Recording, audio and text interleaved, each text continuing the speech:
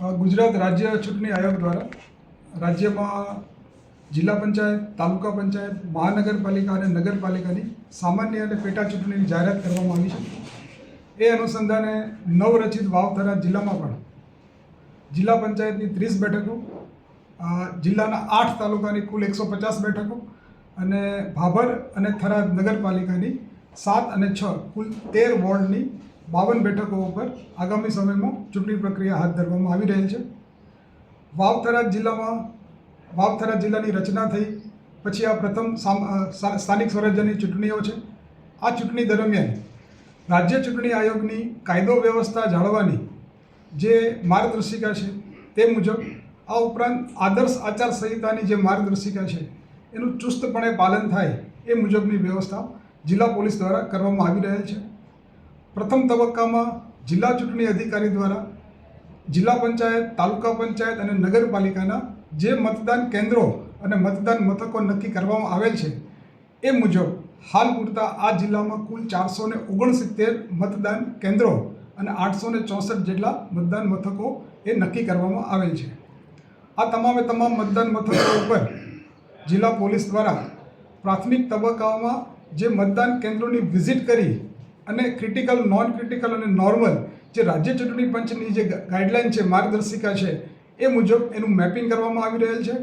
અને ખાસ કરીને જિલ્લાના એવા વલ્નરેબલ વિસ્તારો કે જ્યાં ભૂતકાળમાં ચૂંટણીલક્ષી બનાવો બનેલા છે, આ વિસ્તારોમાં તમામ નાગરિકો જે છે એ ભયમુક્ત વાતાવરણમાં પોતાના મતાધિકારનો ઉપયોગ કરી શકે અને સમગ્ર ચૂંટણી પ્રક્રિયા જે છે એ શાંતિપૂર્ણ માહોલમાં પૂર્ણ થાય એ માટે જિલ્લા પોલીસ દ્વારા કોન્ફિડન્સ બિલ્ડિંગ મેજર લેવામાં આવી રહ્યા છે. CBM કોન્ફિડન્સ બિલ્ડિંગ મેજરના ભાગરૂપે આ વિસ્તારોમાં ફ્લેગ માર્ચ, રૂટ પેટ્રોલિંગ અને શાંતિ સમિતિની મિટિંગ સહિતના અનેક કાર્યક્રમો પોલીસ વિભાગ દ્વારા કરવામાં આવી રહેલ છે.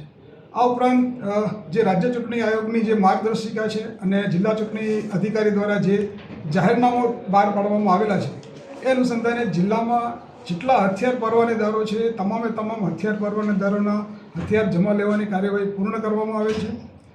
જિલ્લાના એવા અસામાજિક તત્વો, માથાભારે ઇસમો કે જે ટ્રબલ મેકરો છે, ભૂતકાળમાં ચૂંટણીલક્ષી ગુનાહિત બાબતોમાં સંડોવાયેલા છે, એવા કુલ આજની સ્થિતિએ છેલ્લા 12 દિવસમાં 800થી વધારે લોકોના BNSSની જોગવાઈ પ્રમાણે અટકાયતી પગલાં લેવામાં આવેલ છે.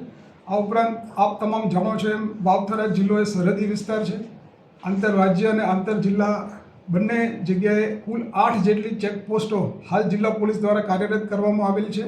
અને છેલ્લા ચૂંટણી જાહેર થયાના 12 દિવસમાં જિલ્લા પોલીસ દ્વારા લગભગ 83 લાખનો મુદ્દામાલ જે અસામાજિક તત્વો તરફથી ગેરકાયદેસર જે પ્રોહિબિશનની પ્રવૃત્તિ કરતા હોય એવું 83 લાખનો મુદ્દામાલ જપ્ત કરવામાં આવેલ છે.